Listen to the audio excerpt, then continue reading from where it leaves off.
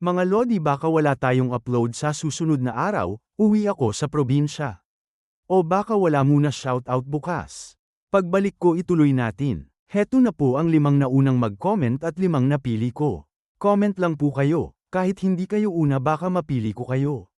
Heto na po ang una na si Lodi MJ Makaindig, Lodi Erwin Matias, Lodi J. Zumo Jr., Lodi Eunice Bernardo, Lodi Alderico Cadillong, Lodi Lea Yestoqui, Lodi Yepsky Anor, Lodi Ezekiel Luke Mountejo, Lodi Apeng, Lodi Gov Peter.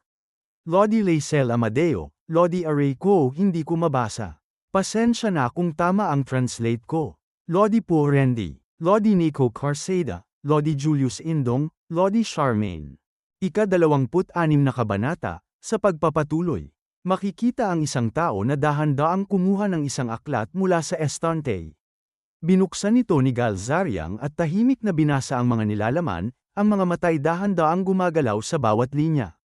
Walang anumang emosyon ang bakas sa kanyang mukha, ngunit sa likod ng katahimikan ay malinaw ang lalim ng kanyang pag-unawa, na para bang bawat salitang nababasa ay may dalang bigat at kahulugang may kinalaman sa mga pasyang kailangang gawin.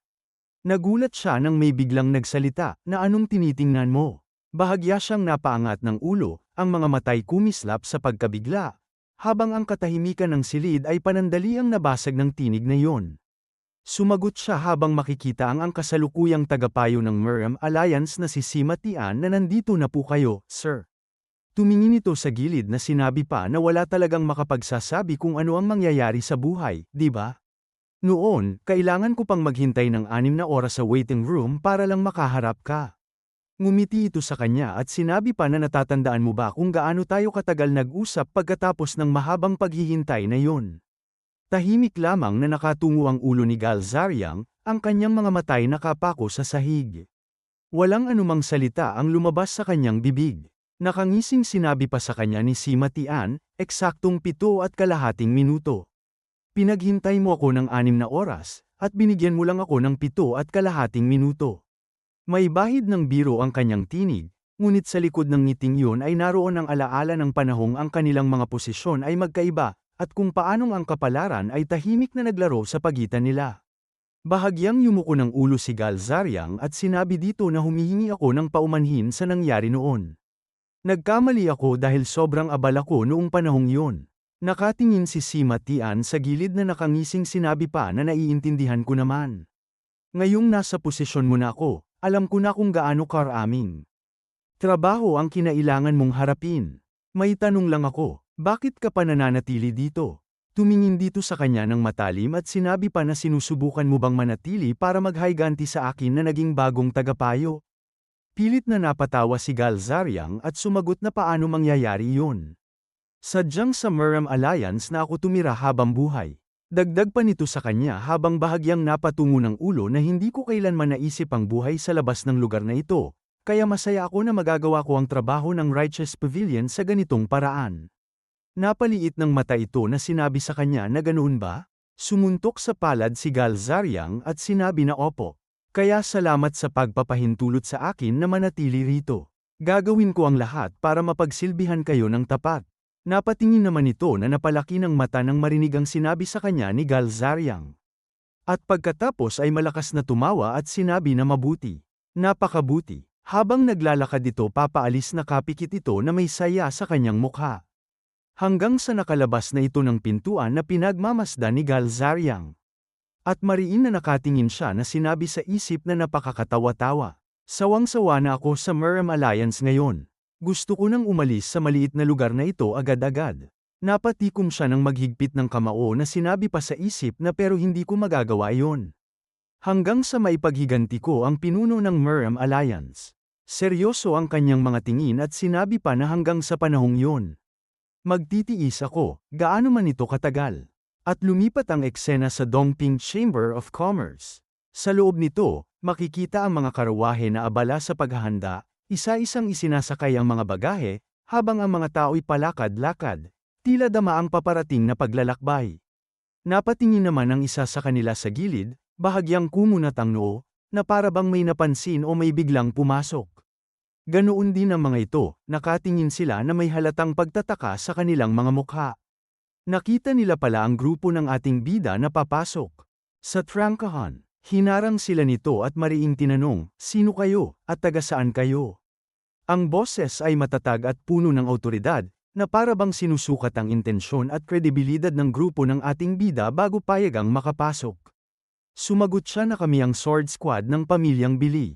Dagdag pa niya na naparito kami matapos makatanggap ng hiling mula sa pinuno ng kapulungan. Nagulat naman ito na bahagyang napalaki ng mata. At agad na tumakbo papasok habang sinasabi na sandali lamang po. Ipapaalam ko agad sa pinuno. Ibinulong naman ni Ganagto sa ating bida na medyo mahigpit ang seguridad. Seryosong sinabi naman ng ating bida sa isip na ito ang ikalawang misyon ng Sword Squad. Dagdag pa niya sa isip habang makikita ang mga karawahe na pag-e-escort sa pinuno ng Dongping Chamber of Commerce, na nakatanggap ng banta sa buhay laban sa kanyang buong pamilya maliban na lang kung ititigil niya ang kasalukuyang kontrata, hanggang sa matapos ang kontrata.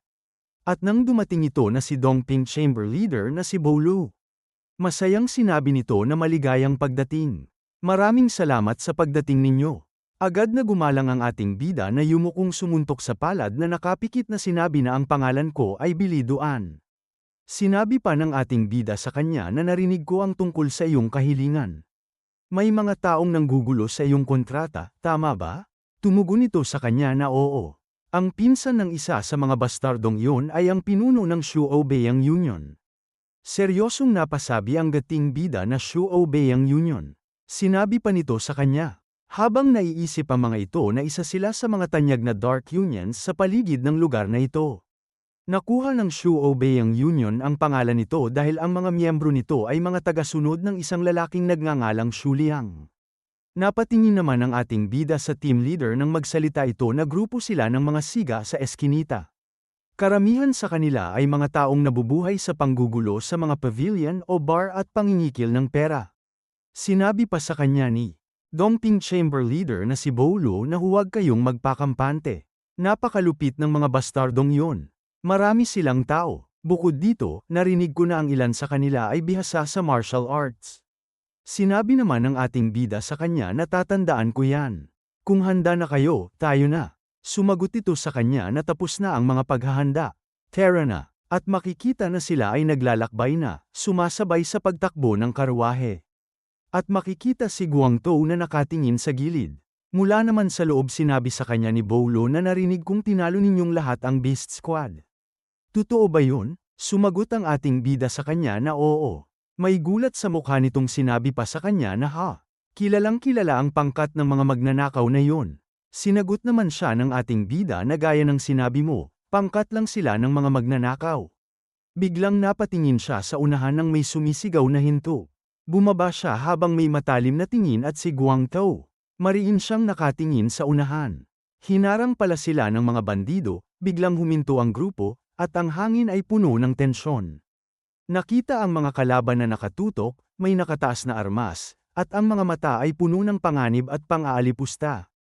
Habang makikita naman na seryoso ang ating bida, nakatingin siya ng diretso sa mga bandido.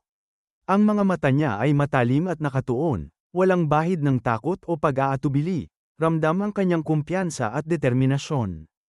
At inilipat ng ating bida ang tingin sa kabilang gilid, dahan-dahan at maingat, habang patuloy pa rin ang matalim na titig sa mga bandido. Nakita niya pala na pinapalibutan sila ng mga bandido. Ang mga mukha at galaw ng kalaban ay malinaw sa kanyang paningin. Ramdam niya ang tensyon sa paligid, ang puwang ay unti-unting lumiit at halos walang paraan para makalabas ng hindi napapansin. Napasilip naman mula sa karwahe si Bolu, na may pagtataka. Nakatingin naman ng seryoso ang ating bida, ang mga matay nakatuon sa paligid at sa mga bandido na pumapalibot sa kanila. At makikita ang pagkagulat sa mukha ni Bolu nang makita ang mga ito. Nanginginig ang boses ni Bolu na sinabi niya na bakit ang dami nila. Patay na tayo. Natahimik lang ang ating bida. Napapalibutan sila ng mga bandido, at makikita ang matalim na titig ng alagad ng ating bida sa bawat isa sa kanila. Ang kanyang mga mata ay nakatuon, puno ng konsentrasyon at determinasyon, habang ramdam ang presyon ng sitwasyon. Sinabi pa ni Bolu sa kanya na kakanselahin ko na ang aking hiling. Hindi niyo kailangang mamatay dahil dito. Napatingin naman ang ating bida sa kanya ng tahimik. Bigla na lang itong sumigaw habang nakatingin ang ating bida sa kanya na sisuko na ako sa kontrata at babalik na kami, kaya pakawalan niyo na kami. Humakbang ang leader ng mga bandido papalapit sa kanila, bawat hakbang ay mabigat at puno ng banta. Nakangisi ang Shu Obeang Union, na si Shu Liang na sinabi sa kanila na paanong ang isang matalinong tao ay naging ganito katigas ang ulo. Sumagot naman si Bo Lu na nagkamali ako dahil sa aking kahangalan. Sasuko na ako sa kontrata, kaya paalisin niyo na kami. Naglakad ito pauna na sinabi pa na hindi ito simpleng bagay. Dagdag pa nito habang nakangisi na paano ako magtitiwala sa iyo. Paano kung pabalikan kita ng ganito, at maisipan mong tapusin ang kontrata mamayang gabi? Sumagot sa kanya si Bo Lu at sinabi na sasuko na ako. Kung gusto mong gumawa ako ng kasulatan, gagawa ako. Sumagot ito habang patuloy sa pagngisi na anong silbi ng pirasong papel na yan. Muling sinabi sa kanya ni Bo Lu na ano bang gusto mong gawin ko. Makikita ang mukha nitong nakangisi ng masama na sinabi sa kanya na paano kung putulin natin ang isa sa mga kamay mo. Dahil sinubukan mong pumirma ng kontrata gamit ang kamay na yan habang hindi mo alam ang iyong lugar, parang tama lang yun. Diba? Napalaki ng mata si Bo Lu at napasabi ng ano. Malakas itong tumawa at sinabi na biro lang. Biro lang, mas duwag ka kaysa sa hitsura mo. Dagdag pa nito na gayon paman. Kung pakikilusin mo kaming muli, hindi lang kamay ang mawawala. Sinigaw pa nito na ngayon, bumalik na kayo. At inutos nito sa kanyang mga alagad na padaanin niyo sila. Bigla namang napatingin ito ng seryoso. Nang makita niyang humakbang ang ating bida pauna na tinanong siya na ikaw ba ang escort niya? Ngumisi pa ito na sinabi pa na ang patuloy na pag-arte na parang tao ng Miriam at pagpapakitang gilas gamit ang espadang iyan ang papatay sa iyo. Lumayas na kayo agad. Ililigtas ng matandang ito ang buhay niyo ngayong araw. Napatingin naman si Guangtou sa likod ng biglang nagtawanan ang mga bandido. Habang ang ating bida ay tahimik lang na seryoso. Paakyat na sa karwahe si Bolo na sinabi sa kanya na bumalik na tayo agad. Kung magbago ang isip ng mga bastardong yun, mamamatay din kayong lahat. Nagsalita naman ang ating bida na kung kinuha niyo kami, dapat kayong magtiwala sa amin. Nagulat si Bolo sa kanyang narinig at napasabi na ano. Seryosong sinabi pa ng ating bida na mukha ba kaming mga tao na kumikilos lang dahil sinabi niyo? Napasalubong ng kilay ito at sinabi na ano? Binunot ng ating bida ang espada at sinabi niya na lahat kayo. Tingnan ninyong mabuti kung paano dapat harapin ang mga bastardong ito. Mula sa pagbunot ng kanyang espada makikita ang enerhiya na nagmumula dito habang sinsabi pa niya na hayaan ninyong ipakita ko kung paano naiiba ang tunay na taong Jianghu sa mga basurang ito. Sumuntok sa palad si Guantou at sinabi na opo. At malakas na sinabi ng mga kasamahan nila na masusunod po, squad leader. Nakangisi naman ito na sinabi sa kanya na baliw na bastardo. Kung gusto mo talagang mamatay ng ganoon, pagbibigyan namin ang hiling mo. At pagkatapos makikita na mabilis na sumugod ang mga ito sa kanila. Winasiwas ng ating bida ang kanyang espada sa unahan, mabilis at kontrolado ang galaw. Ang talam ay kumislap sa liwanag habang humahati sa hangin, at ramdam ang bigat at presyon ng bawat tama. At matalim siyang tumingin, ang mga mata ay kumikislap ng determinasyon at konsentrasyon. Walang bakas ng pag-aalinlangan o takot sa kanyang titig. At muling winasiwas ng ating bida ang kanyang espada sa harapan, naramdam ang hiwa sa bawat galaw. Ang hangin ay kumikislap at humahati sa paligid, tila ba nabibiyak sa lakas ng galaw ng talam. Tinamaan ng puwersa ang mga sumugod sa katawan, ang impact ay malakas at ramdam sa bawat galaw. Makikita ang pagkawasak ng katawan ng mga bandido, at mula sa nawasak na katawan makikita ang mukha ng ating bida. May gulat naman sa mukha ng leader ng bandido nang makita niya ang pagkahati ng katawan ng kanyang alagad. Makikita naman ang pagkagulat sa mukha ni Bolo at ni Guangtou nang makita yon. Ang kanilang mga mata ay kumikislap sa pagtataka at bahagyang takot, ang mga bibig bahagyang nakabukas sa hindi inaasahang lakas at husay ng ating bida. Ganoon din ang team leader at ang mga nasa likod niya, halata sa kanilang mga mukha ang pagkabigla at pagtataka. Nakatingin naman ang leader ng mga bandido sa kanyang alagad na nakahandusay sa lupa, ang mukha'y puno ng pagkabigla at galit. Halata ang sorpresa sa kanyang mga mata. Seryosong nakatingin naman ang ating bida, ang mga mata'y matalim at nakatuon sa kanyang kaaway, na may nakasalubong na kilay. At dito na po nagtatapos ang ika-26 na kabanata.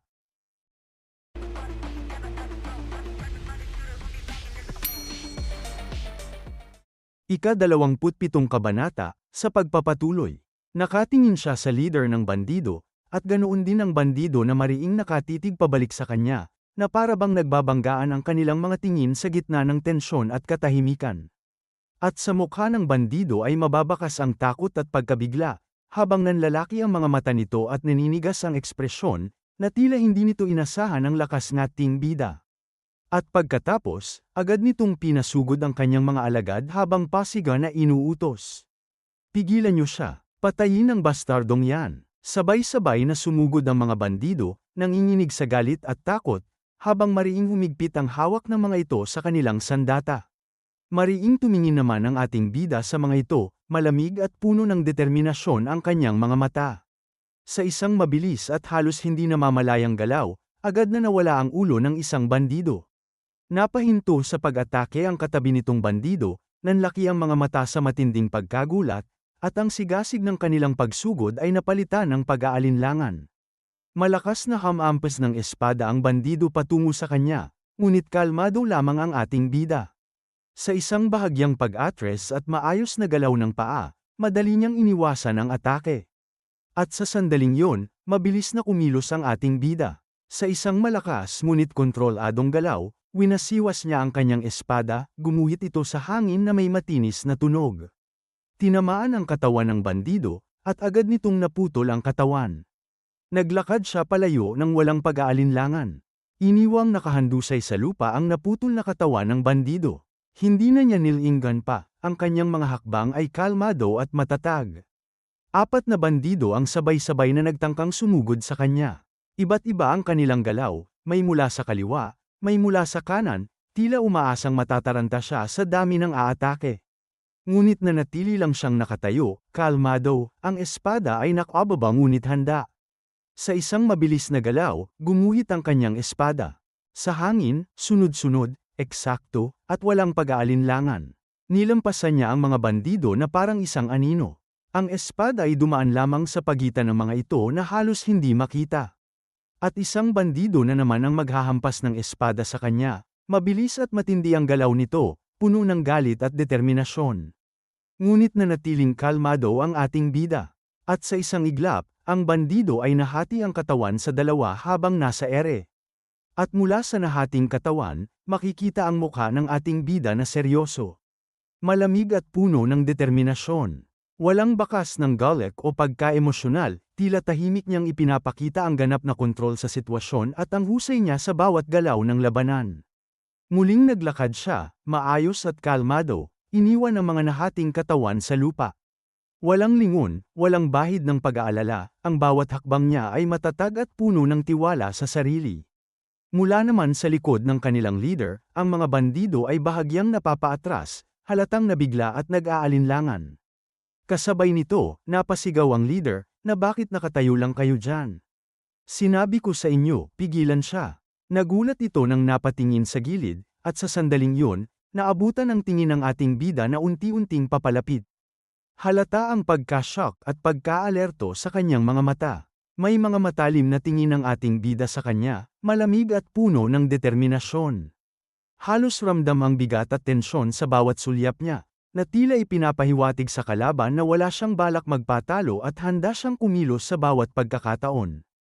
Nanginginig ang leader ng bandido habang nanginginig niyang sinabi na teka.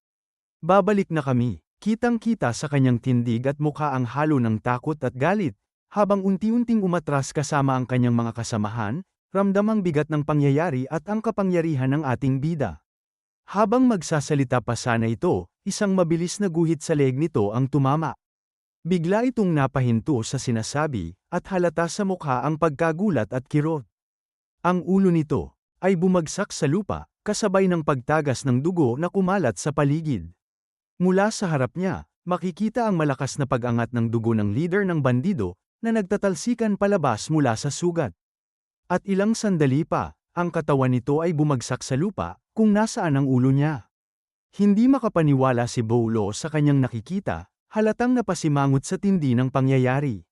Ganon din si Guangzhou na nakatingin na tila hindi maunawaan ang bilis, husay, at kapangyarihan ng ating bida sa bawat galaw sa laban.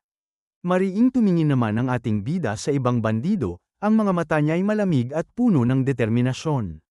Itinaas ng mga bandido ang kanilang sandata, ngunit tila napapaatras sila ng bahagya, halatang nag-aalinlangan at nabibigla sa nangyari. At ilang sandali pa, makikita ang isang espada na hinagis sa lupa, tumama at kumalampag sa matigas na sahig. At pagkatapos, isang bandido ang agad na lumuhad sa lupa at ibinaba ang ulo sa lupa, tanda ng pagsuko at takot. Habang sinasabi pa nito na pakiusap, "Maawa ka sa akin," at ang iba rin ay sumunod sa kanya, itinatapon ang kanilang mga sandata sa lupa bilang tanda ng pagsuko. At agad na yumuko din ang mga ito sa harap niya habang sinasabi na pakiusap, "Patawarin niyo kami." Pakiusap. Nagulat si Guangzhou sa mga bandido na biglang sumuko, at napatingin sa paligid, hindi makapaniwala sa biglang pagbabago ng sitwasyon. Ganon din si Bolo. Nakatingin naman ang ating bida sa mga ito ng tahimik. At pagkatapos malakas na sinigaw niya na ito ang tunay na tao ng Jianghu.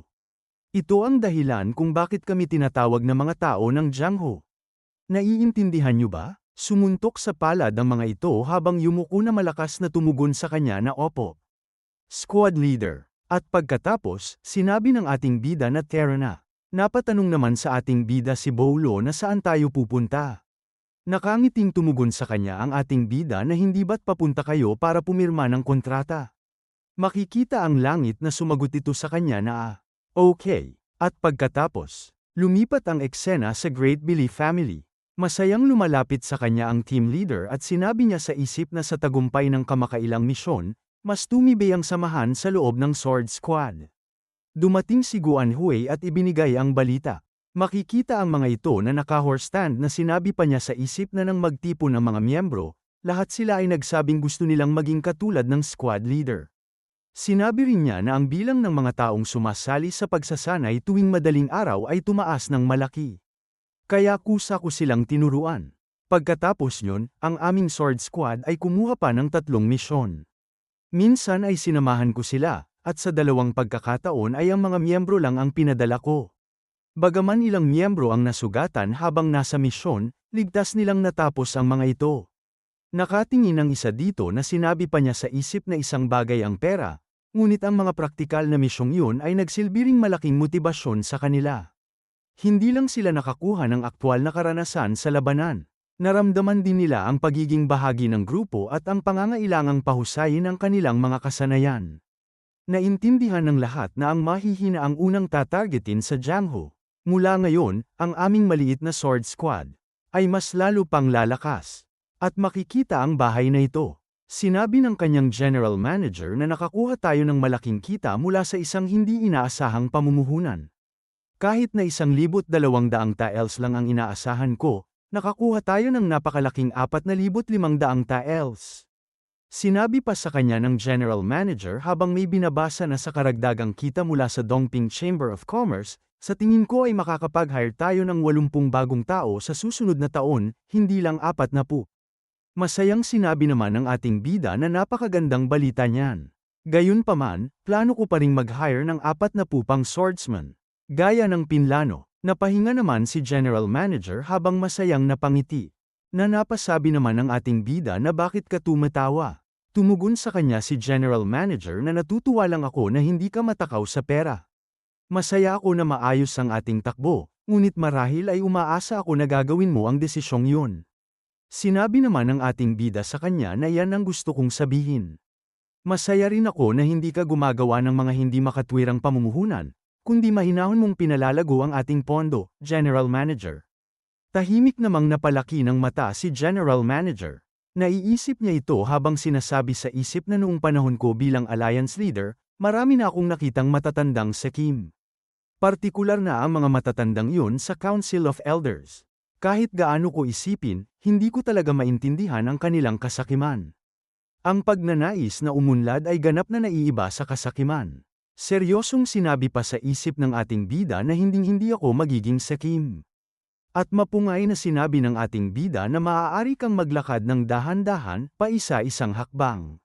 Napalaki ng mata ang general manager nang sabihin pa niya na ang mahalaga ay ang sumulong.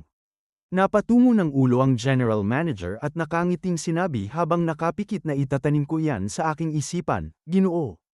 May ngiti sa mukha ang ating bida na sinabi pa niya sa isip na nararamdaman ko na ang relasyon ko kay Kung Zuken, pati na rin sa maliit na sword squad, ay umuunlad ng unti-unti. At sumapit na ang gabi na makikita ang maliit na pavilion sa gitna sa lawa. Nakatingin sa gilid ang ating bida na sinabi niya na anong nangyayari at bigla kang humiling ng isang lihim na pagpupulong ng ganito. Sinabi nito sa kanya na ang Heavenly Blade Sect ay nagpadala ng isa sa mga anak ni Ma Fengji. Si Ma Tingxiu. Napasabi naman ng ating bida na ang Heavenly Blade Sect. Muling sinabi nito sa kanya na oo.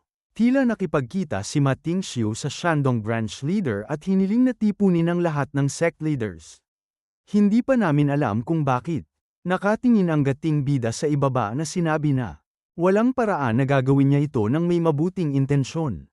Malungkot na nakatingin ito sa ibaba na sinabi na ngunit tumanggi ang Shandong Branch Leader. Napatanong ang ating bida sa kanya na tumanggi siya. Sumagot ito na oo. Sa pagkakaalam ko, siya ay isang taong may integridad. Sinabi naman ng ating bida sa kanyang isip na oo, hindi naman lahat sa Merem Alliance ay bulok na tulad ni Gang Zhang. At seryosong sinabi pa nito sa kanya na pagkatapos, pumunta si Ma Tingxiu sa syndicate. Pinilit niya kaming magdaos ng isang piging. Matapos kong sabihin sa kanya na kukontaken ko siya mamaya, pumunta ako agad dito. Ano ang dapat kong gawin? Napahawak sa baba ang ating bida na napasabi sa kanyang isip na kung hindi siya pumunta sa Yang Syndicate, pupunta siya sa amin.